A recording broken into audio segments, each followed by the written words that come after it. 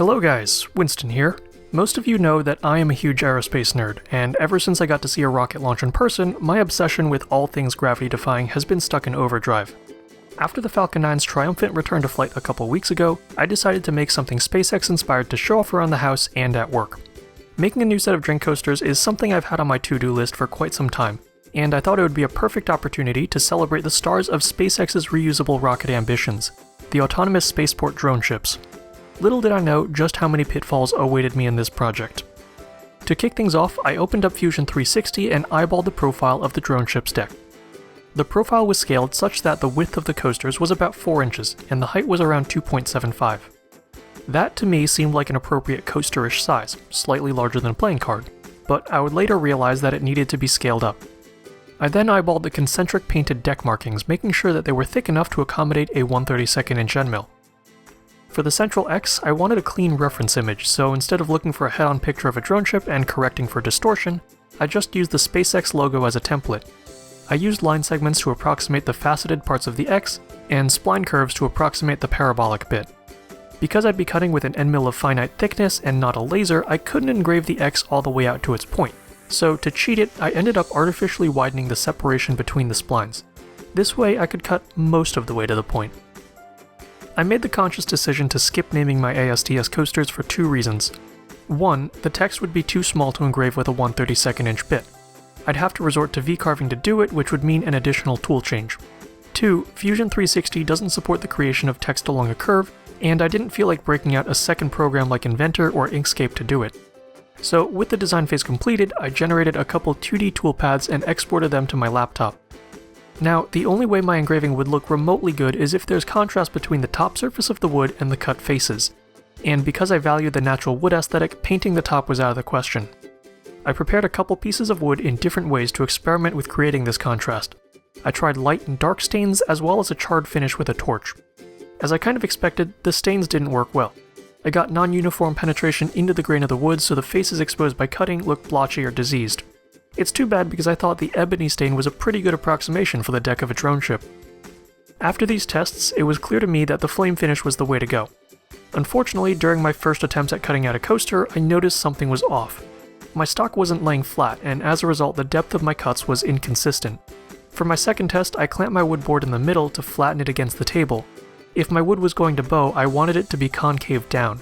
This way it would have at least 2 lines of contact when resting on a table and not rock back and forth. This one came out quite nicely, but I wasn't done experimenting. For the next iteration, I threw some 1/4-inch maple and oak into the mix. This time, after charring my wood pieces, I was more aware of the bowing induced by the rapid moisture redistribution under fire. Unfortunately, I couldn't char just one side of the wood, as wood shrinks when it loses moisture.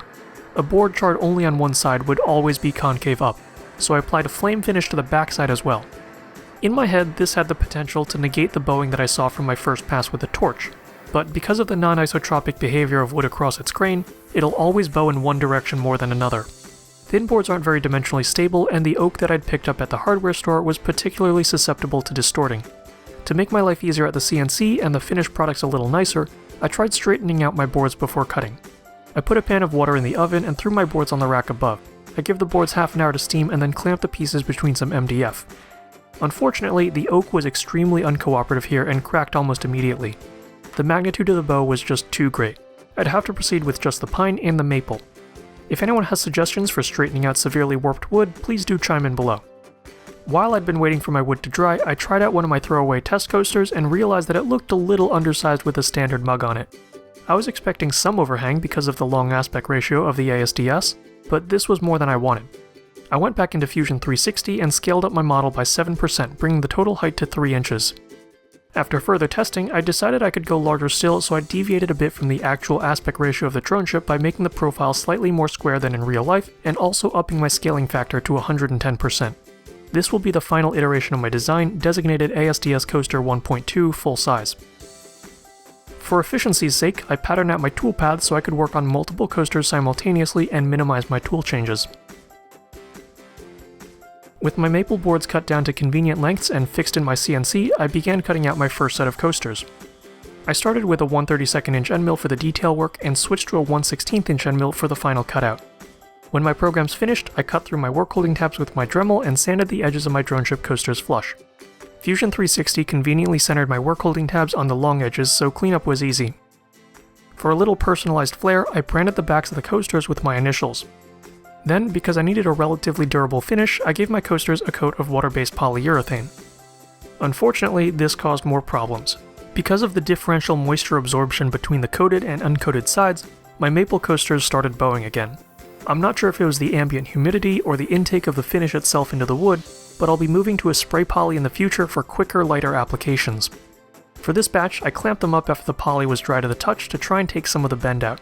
This did eventually work, but it's something I'm trying to avoid in the future since it adds another 24 to 48 hours to my production schedule. Pine, although it's a softer wood, was substantially easier to work with here.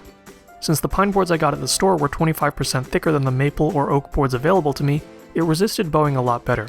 It also finished to a rich color with polyurethane that showed off the natural pattern of the wood grain really well and was light enough to be marked by branding. I'm quite happy with how this turned out. I like the simplicity of the design with only natural colors, and my 1/32 inch end mill did a great job defining the small features I'd drawn up. Now, I'm still working out a couple kinks with mass producing these, but once I figure those out, I'll be putting up a limited number of coaster sets on Etsy.